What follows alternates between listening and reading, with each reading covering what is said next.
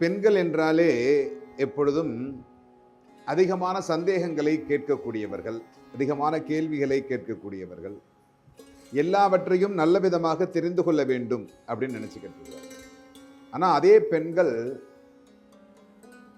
இன்றைக்கு எப்படி இருக்கிறார்கள் அப்படிங்கிறது தான்.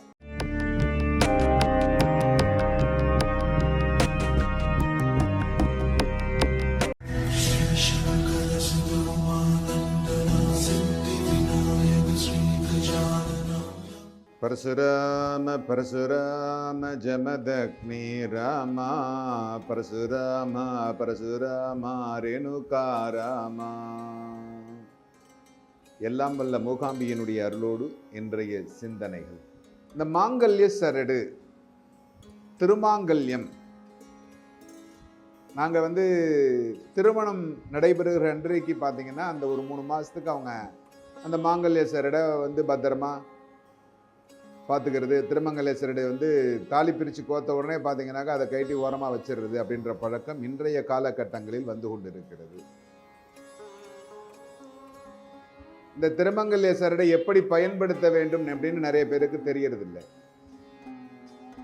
இந்த திருமங்கல்ய சரடு எதற்காக கட்டிக்கொள்ளுகிறோம் அப்படிங்கிறது நமக்கு தெரியல. முற்போக்குவாதிகள் அப்படின்னு சொல்லிட்டு என்ன பண்றாங்க, எல்லாரும் நான் திருமங்கல்யத்தை ஒரு மேடை போட்டு அந்த மேடையில திராவிட கழக தலைவர்கள் உடனே அதை திருமங்கல்யத்தை அறுத்துட்டோம்னாக்க பெண்களுக்கு சுதந்திரம் கிடைத்துவிடும். இது எந்த லாஜிக்கு, எந்த முறையில இவங்களுக்கு சுதந்திரம் கொடுக்கறாங்க? பெண்களுக்கு திருமங்கல்யத்தை அறுத்துட்டா இவங்களுக்கு சுதந்திரம் கிடைத்துவிடும். ஏன்னா அந்த திருமங்கல்யத்தை பத்தி தான் இன்னைக்கு ஃபுல்லா பேச போறோம். இது எப்படி இவங்களுக்கு சுதந்திரம் கிடைக்கிறது? திருமங்கல்யத்தை அறுத்துட்டாக்க அதுக்கப்புறம் அந்த சுதந்திரத்துக்கு பெயர் என்ன? இது சுதந்திரமா?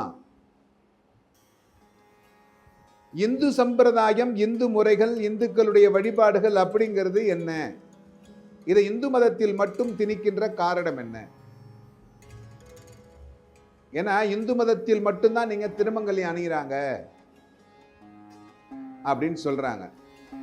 இப்ப நிறைய பேர் அவங்களுடைய அந்த மத குறிகளை போட்டு செயின் போட்டுக்கிறாங்க திருமணத்தின் போது. ஏன் இந்து மதத்தில் இந்த தாலியை மட்டும் நீங்கள் அறுக்க வேண்டும்? இது மேடை போட்டு அறுத்துக்கிட்டு இருக்கிறீங்க, ஏன் அறுக்கணும்? இதுக்கான காரணங்கள் என்ன? சுதந்திரம் அப்படிங்கிறது எது?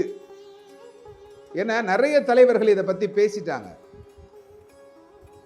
சுதந்திரம் அப்படிங்கிறது உடைக்கோ மனசுக்கோ கிடையாது. நீங்கள் சுதந்திரமாக இருக்க வேண்டும் என்றால் உடைக்கு சுதந்திரம் கொடுக்கிறீர்கள், அது சுதந்திரம் கிடையாது, அது பாதுகாப்பற்றது. ஒரு திருமங்கல்யத்தை அறுக்கிறீங்க, உங்க வீட்டில் இருக்கிற பெண்களுடைய திருமங்கல்யத்தை நீங்கள் அறுப்பீர்களா? முதல்ல நீங்க அதை செஞ்சுட்டு அதுக்கப்புறம் நீங்க பப்ளிக்ல அதை செய்யணும். முதல்ல நான் குடிகாரனா இருக்கனா அப்படின்னா, நான் குடிகாரனா இருந்துகிட்டு அடுத்தவனை குடிக்காதன்னு சொல்றதுல ரைட்ஸே கிடையாது. முதல்ல நான் நல்லவனா இருந்துகிட்டு ஒன்னு அதை செய்யாதன்னு சொன்னா அது வாஸ்தவம். நான் நல்லவனாக இல்லாமல் நான் அடுத்தவர்களுடைய திருமங்கல்யத்தை அறுத்து அந்த திருமங்கல்யத்தை போட வேண்டாம்னு சொல்றது, அதாவது இது முற்போக்கு சிந்தனை அப்படின்னு சொல்லிட்டு சொல்றாங்க. அறிவியல் உண்மை அப்படிங்கிறது நிறைய பேருக்கு தெரியல. உலகத்தில் இருக்கும் அனைத்து மக்களுமே இந்தியாவை நோக்கி ஏன் பார்க்கிறாங்க? இந்தியாவில் இருக்கக்கூடிய பழமையான சில விஷயங்கள், அந்த பழமையான விஷயங்களில் அவர்கள் மூழ்கி இருக்கிறார்கள். அதனால் அவர்களுக்கு நிறைய பிரச்சனைகள் இல்லை. இங்க பெண்களுக்கு ஹார்ட் அட்டாக் வராது. காமெடியா எல்லாம் சொல்லுவாங்க, உங்களுக்கு விதையுமே இல்லை அதனால ஹார்ட் அட்டாக் வராது அப்படின்னு. அப்படி இல்லைங்க. ஏன் அப்படின்னா இங்க பெண்களை தெய்வமாக வழிபாடு செய்கின்றோம். பெண்கள் இல்லாமல் எந்த ஆண்மகனாலும் உயிர் வாழ முடியாது என்பதை சிவபெருமான் ஏற்றுக்கொண்டிருக்கிறார். நீங்க சொல்லி என்னத்தை நாங்க கேட்க போறோம்? சக்தி இல்லையேல் சிவமில்லை என்று சிவபெருமான் சொல்லி இருக்கிறார். உலகாலும் நாயகனாக இருக்கக்கூடிய சிவபெருமான் தன்னுடைய இல்லத்தரசி இல்லாமல் வாழ முடியாது என்பதை ஒப்புக்கொண்டிருக்கிறார். அப்படிப்பட்ட மதம் இந்து மதம். இந்த இந்து மதத்தில் நீங்கள் ஒரு சின்ன கல்லை எடுத்து தூக்கி போட்டுட்டு இதுக்கு அப்படியே பண்ணிடலாம்னு நினைச்சீங்கன்னா முடியவே முடியாது. திருமாங்கல்யம் அப்படிங்கிறது ஒவ்வொருடைய வாழ்க்கை.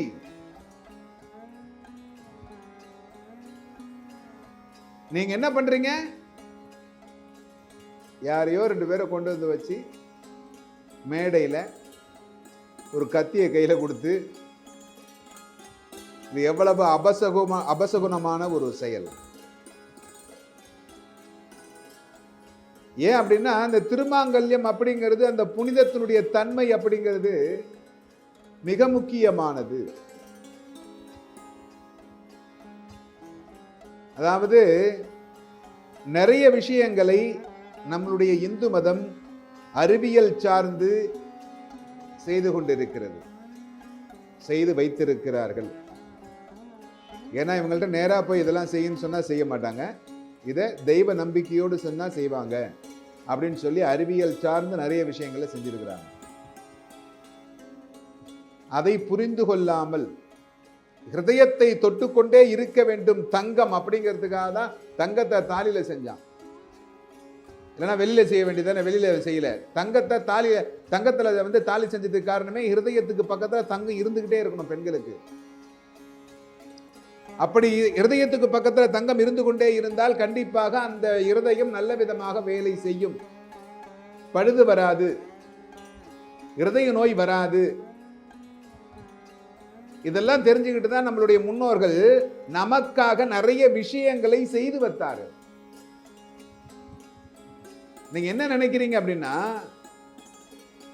இதை செஞ்சிட்டாக்க இந்து மதம் அழிஞ்சு போயிடும், இன்னும் வளரும்.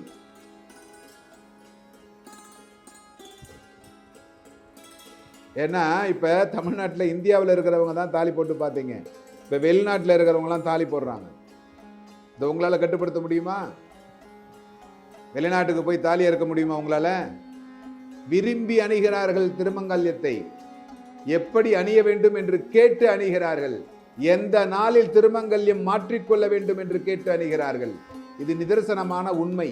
இதை போன்ற செயல்களை செய்கின்ற பொழுது உங்களுக்கு மனசு கூசவில்லையா?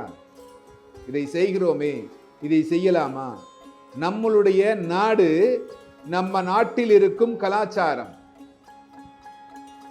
இது நம்ம நாடு இந்தியா. நம்ம நாட்டில் இருக்கும் கலாச்சாரத்தை நாம் அழிக்கின்றோமே. நம் நாட்டு கலாச்சாரத்தை நாம் அழிப்பதனால் நாம் அழிந்து விட மாட்டோமா அப்படிங்கிற எண்ணம் வரவில்லையே. ஜாதி மதம் எல்லாத்தையும் விட்டுடுங்க. ஆனால் இது நம் நாட்டு கலாச்சாரம். ஒரு நாட்டினுடைய கலாச்சாரமாக இருக்கக்கூடிய ஒரு சில மத குறியீடுகளை மாற்றுவது என்பது தவறான செயல்கள். இந்து மதத்தினுடைய அடையாளமாக இருக்கக்கூடியது திருநீறு, திருமங்கல்யம், இதெல்லாம் ரொம்ப முக்கியமானது. குங்குமம் வச்சுக்கிறது, இதெல்லாம் ரொம்ப முக்கியமானது.